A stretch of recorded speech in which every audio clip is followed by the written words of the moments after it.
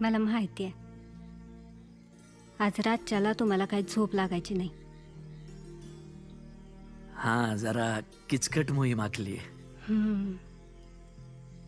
दरबारातल्या समद्यांचा विरोध करून एवढी अवघड मोहीम आखलीत खरी, पण खाचखळग्यांची जाणीव असावी.